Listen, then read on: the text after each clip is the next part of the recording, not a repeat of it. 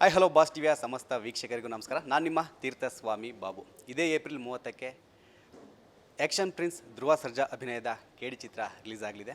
ಈ ಒಂದು ಚಿತ್ರದ ಬಗ್ಗೆ ಮಾತನಾಡೋದಕ್ಕೆ ನಮ್ಮ ಜೊತೆ ಹಿರಿಯ ನಟಿ, ಬಿಗ್ ಬಾಸ್ ಮಾಜಿ ಸ್ಪರ್ಧಿಯಾದಂತಹ ಯಮುನಾ ಶ್ರೀದೇವಿದ್ದಾರೆ. ಅವ್ರನ್ನೇ ಮಾತಾಡಿಸ್ತಾ ಹೋಗೋಣ. ಸೊ ಆ ಒಂದು ಪಾತ್ರ ಆಗಿರ್ಬೋದು, ಸಿನಿಮಾ ಆಗಿರ್ಬೋದು, ಸಂಪೂರ್ಣ ಎಲ್ಲ ಮ್ಯಾಟ್ರು ಕೂಡ ಹೇಳ್ತಾರೆ. ಮೊದಲನೇದಾಗಿ ಮೇಡಮ್ ನಮಸ್ತೆ. ನಮಸ್ಕಾರ. ಅದೇ ಸ್ವಲ್ಪ ದಿನ ಆದಮೇಲೆ ಸಿಕ್ಕಿದ್ದೀರಾ ಮತ್ತೆ. ಸೊ ಇವಾಗ ಕೇಡಿ ಬಿಡುಗಡೆಗೆ ಸಿದ್ಧವಾಗಿದೆ. ಸೊ ನೀವು ಅದರಲ್ಲಿ ಒಂದು ಪಾತ್ರ ಮಾಡಿದ್ದೀರಾ. ಸೊ ಏನು ಹೇಳ್ತೀರಾ ಅಂತ? ಚಲನಚಿತ್ರ ಅತ್ಯದ್ಭುತವಾಗಿ ಮೂಡಿ ಬಂದಿದೆ, ಅದ್ರ ಬಗ್ಗೆ ಎರಡು ಮಾತೇ ಇಲ್ಲ. ಆಮೇಲೆ ಪ್ರೇಮ್ ಸರ್ ಅವರ ನಿರ್ದೇಶನ ಅಂದಮೇಲೆ ಹೊಸತನ ಇರುತ್ತೆ. ಆಮೇಲೆ ನಮ್ಮ ಕನ್ನಡ ನೆಲಕ್ಕೆ ಸಂಬಂಧಪಟ್ಟಂತಹ ಒಂದು ನೇಟಿವಿಟಿ ತಂದಿರ್ತಾರೆ. ಸಿನಿಮಾದಿಂದ ನೀವು ತುಂಬ ನಿರೀಕ್ಷೆ ಇಟ್ಕೋಬಹುದು. ಅದಕ್ಕೆ ನಿಮಗೆ ಉತ್ತರ ಕೂಡ ಸಿಗತ್ತೆ. ಇನ್ನು ನನ್ನ ಪಾತ್ರದ ಬಗ್ಗೆ ಕೇಳಿದ್ರಿ. ಪ್ರೇಮ್ ಸರ್ ಅವರ ಸಿನಿಮಾದಲ್ಲಿ ಪಾತ್ರದ ಬಗ್ಗೆ ಹೇಳಬೇಕು ಅಂತಂದರೆ, ಅವ್ರು ಯಾವುದೇ ಒಂದು ಪಾತ್ರಕ್ಕೂ ತುಂಬ ಪ್ರಾಮುಖ್ಯತೆ ಕೊಟ್ಟಿರ್ತಾರೆ. ಅದಿಲ್ಲದೆ ಸುಮ್ಮನೆ ಬಂದುಬಿಡಪ್ಪ, ಅಲ್ಲಿ ನಿಂತ್ಕೊಂಡ್ಬಿಡಪ್ಪ ಅಂತ ಹೇಳೋ ನಿರ್ದೇಶಕರು ಅಲ್ವೇ ಅಲ್ಲ ಅವರು. ಅವ್ರು ಕರೆದಿದ್ದಾರೆ ನಿಮ್ಮನ್ನು ಒಂದು ಪಾತ್ರಕ್ಕೆ ಅಂತಂದರೆ ಅದಕ್ಕೆ ಒಂದು ಮಹತ್ವ ಇದ್ದೇ ಇರುತ್ತೆ. ಹಾಗಾಗಿ ಅದರಲ್ಲೂ ಸ್ತ್ರೀ ಪಾತ್ರಗಳಿಗೆ, ಹೆಣ್ಣಿನ ಪಾತ್ರಗಳಿಗೆ, ತಾಯಿ ಪಾತ್ರಕ್ಕೆ ತುಂಬ ಭಾವನೆಗಳನ್ನು ಇಟ್ಟು ಒಂದು ಪಾತ್ರವನ್ನು ಕ್ರಿಯೇಟ್ ಮಾಡಿರ್ತಾರೆ. ಸೊ ನನ್ನ ಪಾತ್ರ ಕೂಡ ಅಂಥದ್ದೇ. ತುಂಬ ಸಮಾಧಾನ, ತೃಪ್ತಿ ಕೊಟ್ಟಂತಹ ಒಂದು ಪಾತ್ರ. ತುಂಬ ದೊಡ್ಡದಾಗಿ ಇಡೀ ಸಿನಿಮಾ ಬರದೇ ಇರಬಹುದು, ಆದರೆ ಇರುವಂತಹ ಒಂದು ಟ್ರ್ಯಾಕಲ್ಲಿ ಅದ್ಭುತವಾಗಿ ಮೂಡಿ ಬಂದಿರುವಂತಹ ಒಂದು ಪಾತ್ರವನ್ನು ನಾನು ನಿಭಾಯಿಸಿದ್ದೀನಿ. ಮೇಡಮ್ ಮಾತಾಡ್ತಾ ಹೇಳ್ತಾ ಇದ್ರಿ, ಪ್ರೇಮ್ ಅವರು ಅಂದರೆ ಒಂದು ತಾಯಿ ಸೆಂಟಿಮೆಂಟ್ ಆಗಿರ್ಬೋದು, ಹೆಣ್ಮಕ್ಳ ಬಗ್ಗೆ ಆಗಿರ್ಬೋದು, ಎಲ್ಲ ಅದ್ಭುತವಾಗಿ ತೋರಿಸ್ತಾರೆ ಅಂತ. ಸೊ ಹೌದು, ಇದ್ರ ನಡುವೆ ಒಂದೇನಂತಂದರೆ ಕೇಡಿ ಸಿನಿಮಾದಲ್ಲೂ ಆ ಥರ ಕಂಟೆಂಟ್ ಇದೆ ಅಂತ ಒಂದು ಇಂಟಿದೆ. ಸೊ ಈಗ ಸಿನಿಮಾ ನೋಡಿದ್ಮೇಲೆ ಗೊತ್ತಾಗುತ್ತೆ. ಬಟ್ ಕೇಡಿ ಸಿನಿಮಾಗೆ ಪ್ರೇಮ್ ಅವ್ರಿಗೆ ಇದಕ್ಕೆ ಸುಮಾರು ಕಂಟಕಗಳು ಎದುರಾದವು. ಒಂದು ಸಾಂಗಿಂದ ಇರ್ಬೋದು, ಅದು ಟ್ರೇಲರಿಂದ ಇರ್ಬೋದು, ಡೈಲಾಗಿಂದ ಇರ್ಬೋದು, ಸಾಕಷ್ಟು ಸಮಸ್ಯೆ ಎದುರಾಗಿ ಇಲ್ಲಿವರೆಗೂ ಬಂದಿದೆ. ಸೊ ಇದನ್ನು ಮೆಟ್ಟಿ ನಿಂತು ರಿಲೀಸ್ಗೆ ರೆಡಿಯಾಗಿದೆ. ಸೊ ಈ ಎಲ್ಲದರ ಸಮಸ್ಯೆ ಬಗ್ಗೆ ಏನು ಹೇಳ್ತೀರಾ ಅಂತ? ಯಾವಾಗಲೂ ವಿಘ್ನಗಳು ಬಂದಾಗಲೇ, ವಿಘ್ನಗಳು ಮುಂಚೆ ಬರಬೇಕಂತೆ. ನಮ್ಮ ತಾಯಿ ತಂದೆ ಯಾವಾಗಲೂ ಹೇಳೋರು, ಒಂದು ಕೆಲಸ ನೀವು ಶುರು ಮಾಡಿದಾಗ ಕೆಲಸ ಶುರು ಮಾಡಿದ್ಮೇಲೆ ಬರಬಾರ್ದು, ಮುಂಚೆ ಬರಬೇಕು. ಆವಾಗಲೇ ಆ ಕೆಲಸ ಯಶಸ್ಸನ್ನು ಗಳಿಸೋದು. ಹಾಗಾಗಿ ಕೇಡಿ ಸಿನಿಮಾದ ಯಶಸ್ಸನ್ನು ನಾವಾಗಲೇ ನೋಡ್ತಾ ಇದ್ದೀವಿ. ಎದುರಾದಂಥ ವಿಘ್ನಗಳನ್ನು ನೋಡಿದ ಮೇಲೆ ಇದು ಯಶಸ್ಸು ಖಂಡಿತ ಅನ್ನೋದು ಗೊತ್ತಾಗ್ತಾ ಇದೆ. ಸೊ ಅದೆಲ್ಲದನ್ನು ಮೆಟ್ಟಿ ನಿಲ್ಲುವಂಥ ನೋಡಿ ಪ್ರೇಮ್ ಸರ್ ಅವರ ಕೆಲಸವನ್ನು ನಾವು ಕನ್ನಡಿಗರು ನೋಡ್ಕೊಂಡು ಬರ್ತಾ ಇದ್ದೀವಿ, ನೋಡಿದ್ದೀವಿ. ಇವತ್ತಿಗೂ ಕೂಡ ಅವರು ಕೊಟ್ಟಿರುವಂತಹ ಸಾಹಿತ್ಯ, ಹಾಡುಗಳನ್ನು ಯಾರು ಅದನ್ನು ಟಚ್ ಮಾಡೋಕ್ಕೂ ಆಗಲ್ಲ. ಆ ರೀತಿಯಾದ ಭಾವನೆಗಳನ್ನು ಇಟ್ಟು ಇವತ್ತು ಕೂಡ ನಮಗೆ ಒಂದು ನೋವಾದಾಗ, ತಾಯಿ ಅಂತ ಅನ್ನಿಸಿದಾಗ ಪ್ರೇಮ್ ಸರ್ ಹಾಡುಗಳಿಗೆ ಹೋಗೋದು ಟಕ್ಕಂತ ಒಂದು ಚಾಯ್ಸು. ನಮ್ಮ ದುಃಖವನ್ನು ಹೊರಗೆ ಹಾಕೋದಕ್ಕಾಗಲಿ, ನಮ್ಮ ಭಾವನೆಗಳನ್ನು ತೋರಿಸೋದಕ್ಕಾಗಲಿ ಅತ್ಯದ್ಭುತವಾಗಿ ನಮಗೆ ಅವರು ಅವಕಾಶಗಳನ್ನ ಕೊಟ್ಟಿದ್ದಾರೆ. ಸೊ ಹಾಗಾಗಿ ಪ್ರೇಮ್ ಸರ್ ಬಗ್ಗೆ ಏನು ಹೇಳ್ತಾರೆ, ಯಾರು ಬೇರೆ ಬೇರೆ ಭಾಷೆಯವರೆಲ್ಲರೂ ಕೂಡ ಮಾತಾಡೋಕ್ಕೆ ಶುರು ಮಾಡಿಬಿಟ್ರು. ಅದಕ್ಕೆ ನಾವು ತಲೆ ಕೆಡಿಸ್ಕೊಳ್ಳೋವಂಥ ಅಗತ್ಯನೇ ಇಲ್ಲ. ನಮ್ಮ ಪ್ರೇಮ್ ಸರ್ ಪ್ರತಿಭೆ ಏನು ಅನ್ನೋದು, ಅವರ ಪಾರಿಣ್ಯತೆ ಏನು ಅನ್ನೋದು ನಮಗೆ ಗೊತ್ತಿರುವಂಥದ್ದು. ಆಮೇಲೆ ನೋಡಿ, ಅವರು ಗ್ರಾಮೀಣ ಪ್ರದೇಶದ ಒಂದು ಬೇರಿಗೆ ಎಷ್ಟು ಪ್ರಾಮುಖ್ಯತೆ ಕೊಡ್ತಾರೆ, ಆ ಸೊಗಡನ್ನು ಹೇಗೆ ಪಸರಿಸ್ತಾರೆ ಅನ್ನೋದನ್ನು ನೀವು ನೋಡಿದ್ದೀರಾ. ಜಾನಪದ ಸಂಗೀತ ಆಗ್ಬೋದು, ಗುರುವೇ ನಿನ್ನಾಟ ಬಲ್ ಅವ್ರು ಕೇಳಿಸ್ಕೊಂಡಿದ್ದೀರಾ ಕೇಡಿ ಸಿನಿಮಾದಲ್ಲ, ಎಷ್ಟು ಮಿಲಿಯನ್ ವ್ಯೂಸ್ ಹೋಗಿದೆ. ಇವತ್ತು ಕೂಡ ಎಲ್ಲಿ ಯಾವುದೇ ಫಂಕ್ಷನ್ ಆದ್ರೂ, ಪಾರ್ಟಿಗಳಾದ್ರೂ ಇಡೀ ರಾತ್ರಿಯಲ್ಲೇ ಒಂದು 4-5 ಸಲ ಪ್ಲೇ ಮಾಡೋವಂಥ ಒಂದೇ ಹಾಡು ಅಂತಂದರೆ ಅದೇ. ಇಲ್ಲೇ ಅಲ್ಲ, ಈ ಅಮೆರಿಕಾಗೆ ಹೋಗಿ ಬಂದೆ ನಾನು, ಅಲ್ಲೂ ಕೂಡ ಕೇಳಿದ ಹಾಡುಗಳು ಯಾವ ಮಟ್ಟಕ್ಕೆ ಒಂದು ಜನಪ್ರಿಯತೆಯನ್ನು ಗಳಿಸ್ಕೊಂಡಿದೆ ಅಂತ ಅಂದರೆ, ಎಲ್ಲರೂ ಯಂಗ್ಸ್ಟರ್ಸ್ ಕೂಡ, ಅಲ್ಲೂ ಹುಟ್ಟು ಬೆಳೆದಿರೋ ಮಕ್ಕಳು ಕೂಡ ಅಷ್ಟು ಇಷ್ಟಪಟ್ಟಿರುವಂತಹ ಒಂದು ಹಾಡು.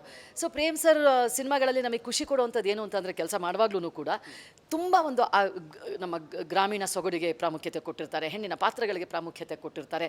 ನಮ್ಮ ಕನ್ನಡ ನಾಡಿನ ಒಂದು ಆಚಾರ ವಿಚಾರ ಇರುತ್ತೆ ನೋಡಿ, ಅದಕ್ಕೆ ತುಂಬ ಒತ್ತು ಕೊಟ್ಟಿರ್ತಾರೆ. ಸೊ ಹಾಗಾಗಿ ನೀವು ಸಾಕಷ್ಟು ಅಂಶಗಳನ್ನು ಇದರಿಂದ ನಿರೀಕ್ಷಿಸಬಹುದು.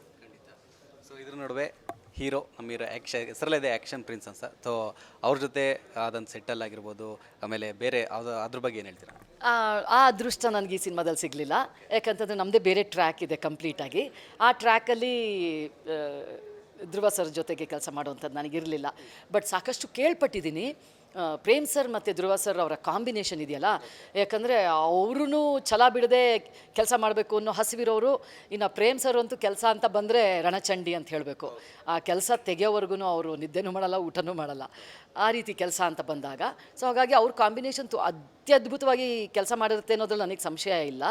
ಮತ್ತು ತುಂಬ ತಯಾರಿ ನಡೆಸಿದ್ರು ಧ್ರುವ ಸರ್ ಅನ್ನೋದನ್ನು ನಮ್ಮ ಟೆಕ್ನಿಷಿಯನ್ಸ್ ಎಲ್ಲ ಹೇಳುವಾಗ ತುಂಬ ಕೇಳ್ಪಟ್ಟೆ, ಅವರ ಜೀವನೇ ಹಾಕಿದ್ದಾರೆ ಆ ಪಾತ್ರಕ್ಕೆ ಅಂತ ಹೇಳಿ.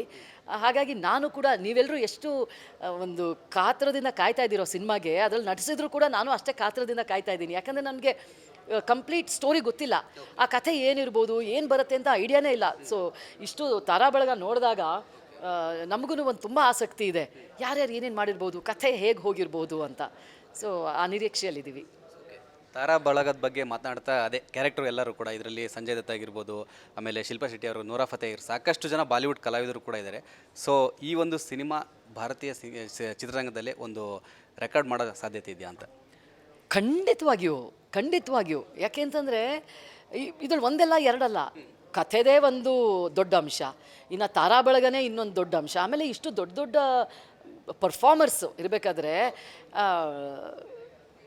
ಪ್ರೇಮ್ ಸರು ಒಂದು ಮುಂದಾಲೋಚನೆ ಇಲ್ಲದೆ, ದೂರದೃಷ್ಟಿ ಇಲ್ಲದೇ ಸುಮ್ಮನೆ ಯಾರನ್ನ ಕರೆಸ್ಬಿಟ್ಟು ಪಾತ್ರ ಕೊಟ್ಟಿರಲ್ಲ. ಅದ್ರ ಹಿಂದೆ ಒಂದು ದೊಡ್ಡ ಪ್ಲ್ಯಾನೇ ಇರುತ್ತೆ ನಮ್ಮ ಪ್ರೇಮ್ ಸರ್ದು. ಸೊ ಹಾಗಾಗಿ ಇವ್ರು ಎಲ್ಲರದ್ದು ಪರ್ಫಾರ್ಮೆನ್ಸ್ ನೋಡೋದಕ್ಕೆ ನಾನು ಕಾಯ್ತಾ ಇದ್ದೀನಿ. ಖಂಡಿತವಾಗಿಯೂ ನೀವೇನು ನಿರೀಕ್ಷೆ ಇಟ್ಕೊಂಡು ಹೋಗಿರ್ತೀರೋ ಅದಕ್ಕೆ ಮೋಸವಂತೂ ಖಂಡಿತ ಆಗಲ್ಲ ಅನ್ನೋ ನಂಬಿಕೆ ನಂಗೆ ತುಂಬ ಬಲವಾಗಿದೆ. ಸೊ ಇದ್ರ ನಡುವೆ ಇನ್ನೊಂದೇನಂತಂದರೆ ನೆನ್ನೆ ಒಂದು ವಿಡಿಯೋ ಕೂಡ ವೈರಲ್ ಆಗ್ತಿದೆ. ಏನಂತಂದರೆ ಫ್ಯಾನ್ಸು ಬಿಟ್ಟಿದ್ದಾರೆ ಕೇಳಿದ್ದು.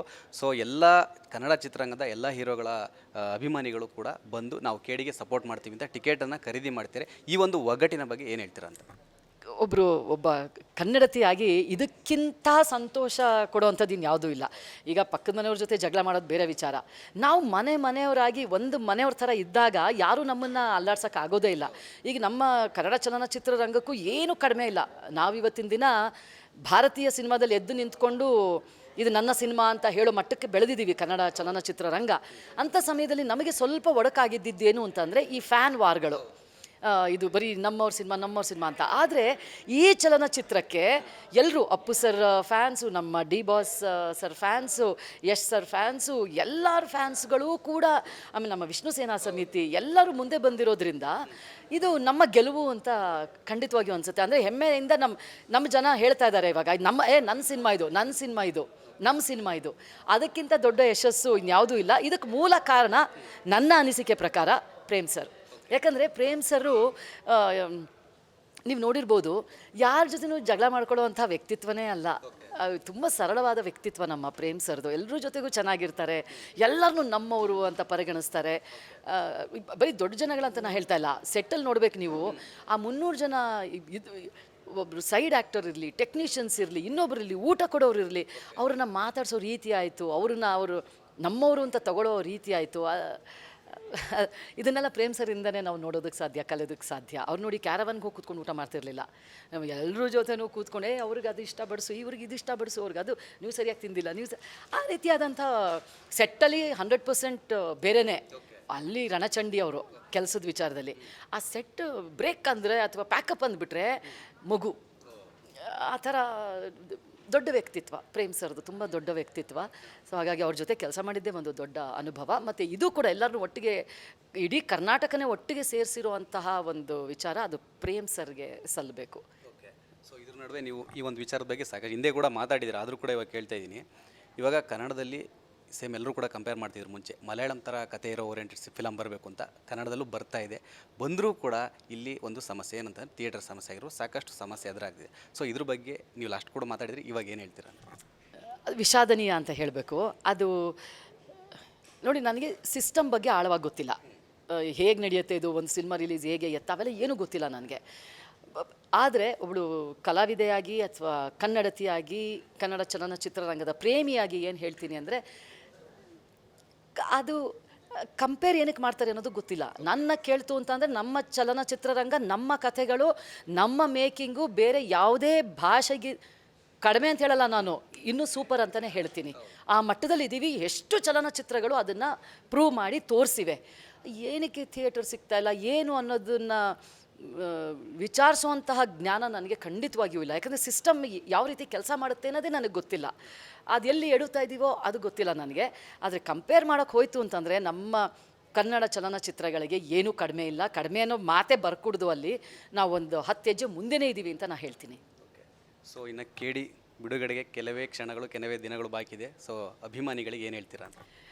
ಅಭಿಮಾನಿಗಳಿಗೆ ಇವಾಗ ನಾನು ಏನಾದರೂ ಹೇಳೋಕೆ ಹೋದರೆ ಚಿಕ್ಕವಳಾಗ್ಬಿಡ್ತೀನಿ. ಯಾಕೆ ಅಂತಂದರೆ ಅವರೆಲ್ಲರೂ ಒಟ್ಟಿಗೆ ಸೇರಿಕೊಂಡು ನಮ್ಮ ಸಿನಿಮಾ, ನನ್ನ ಸಿನಿಮಾ, ನಮ್ಮ ಕನ್ನಡ ಸಿನಿಮಾ ಅಂತ ಮುಂದೆ ಬಂದು ಇದನ್ನು ಆಗಲೇ ಇಷ್ಟೊಂದು ಪ್ರಚಾರ ಮಾಡ್ತಾ ಇದ್ದಾರೆ, ಅದಕ್ಕೆ ಕಾಯ್ತಾ ಇದ್ದಾರೆ, ಅದಕ್ಕೆ ಒಂದು ಬೆಂಬಲವನ್ನು ಸೂಚಿಸ್ತಾ ಇದ್ದಾರೆ. ಈ ರೀತಿ ಇರಬೇಕಾದ್ರೆ ನಾವು ಹೇಳುವಂಥದ್ದು ಏನೂ ಇಲ್ಲ. ಪ್ರತಿಯೊಂದು ಕನ್ನಡ ಚಲನಚಿತ್ರಕ್ಕೂ ನೀವು ಇದೇ ರೀತಿಯಾಗಿ ಬೆಂಬಲ ಕೊಟ್ಕೊಂಡು ನನ್ನ ಸಿನಿಮಾ ಅಂತ ಏನು ಹೇಳ್ತಾ ಇದ್ದೀರೋ ಅದನ್ನೇ ಮುಂದುವರಿಸ್ಕೊಂಡು ಹೋಗಿ ಅಂತ ಹೇಳ್ತೀನಿ. ನೋಡಿ, ನಮ್ಮ KD ಅದ್ಭುತವಾದ ಯಶಸ್ಸನ್ನು ಕಾಣೋದ್ರಲ್ಲಿ ನನಗಂತೂ ಯಾವ ಸಂಶಯನೂ ಇಲ್ಲವೇ ಇಲ್ಲ.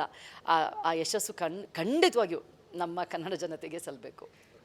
ಪ್ರತಿ ಬಾರಿ ಕೂಡ ಸಿಕ್ಕಾಗ ಸಾಕಷ್ಟು ವಿಚಾರಗಳನ್ನು ಬಾಸ್ಟಿ ಜೊತೆ ಹಂಚ್ಕೊಂಡಿದ್ದೀರಾ. ಈಗಲೂ ಕೂಡ KD ಚಿತ್ರದ ಬಗ್ಗೆ ಸಾಕಷ್ಟು ನಿಮ್ಮ ಪಾತ್ರದ ಬಗ್ಗೆ ಮಾತನಾಡಿದ್ದೀರಾ. ನಿಮಗೂ ಅಷ್ಟೇ KD Chitra all the best madam, ಒಳ್ಳೆಯದಾಗಲಿ. ತುಂಬ ತುಂಬ ಧನ್ಯವಾದಗಳು, ತುಂಬ ಧನ್ಯವಾದಗಳು. ಸೊ ನೋಡಿದ್ರಲ್ಲ, ಇದಿಷ್ಟು ಯಮುನಾ ಶ್ರೀನಿಧಿ ಅವರ ಮಾತು. ಕ್ಯಾಮ್ರಾ ಪರ್ಸನ್ ಲಿಖಿತ್ ಜೊತೆ Teertha Swamy Babu, boss TV Bengaluru. Latest ಹಾಗೂ ಇಂಟ್ರೆಸ್ಟಿಂಗ್ ಸುದ್ದಿಗಳಿಗಾಗಿ ಬಾಸ್ TV ಕನ್ನಡ ಚಾನೆಲ್ನ ಸಬ್ಸ್ಕ್ರೈಬ್ ಮಾಡಿ. ಹಾಗೆಯೇ ಬೆಲ್ ಐಕಾನ್ ಪ್ರೆಸ್ ಮಾಡಿ. ಇದರ ಜೊತೆಗೆ ಫೇಸ್ಬುಕ್, ಇನ್ಸ್ಟಾಗ್ರಾಮ್, X ನಲ್ಲೂ ಮಿಸ್ ಮಾಡದೆ ಫಾಲೋ ಮಾಡಿ.